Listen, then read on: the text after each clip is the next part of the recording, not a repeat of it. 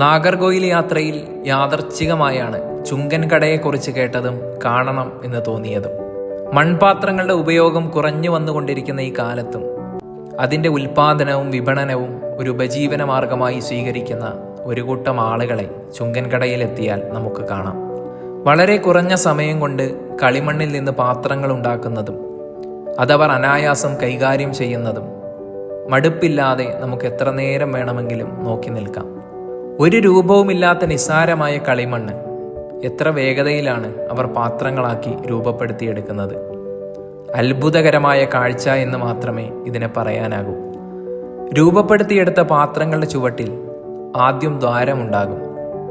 അത് വെയിലത്ത് വെച്ച് പകുതി ഉണങ്ങിയാൽ ഒരു പ്രത്യേക ഷേപ്പിലുള്ള തടിക്കഷ്ണം കൊണ്ട് തല്ലി അതിൻ്റെ ദ്വാരമടയ്ക്കുന്നു. പിന്നീട് അത് ഉണക്കി മണ്ണ് കൊണ്ടുള്ള ചായവും നൽകി ചൂളയിൽ കയറ്റി സുന്ദരമായ പാത്രങ്ങളാക്കി മാറ്റുന്നു. ഇവിടെയുള്ള മനുഷ്യരുടെ ആതിഥ്യ മര്യാദയുടെ കാര്യം അത് പ്രത്യേകം എടുത്തു പറയേണ്ടതാണ്. എല്ലാവരും തിരക്കിട്ട പണികളിലായിരുന്നിട്ട് കൂടി മുമ്പെങ്ങോ കണ്ടു പരിചയമുള്ളതുപോലെ എത്ര മനോഹരമായിട്ടാണ് അവർ പെരുമാറുന്നത്.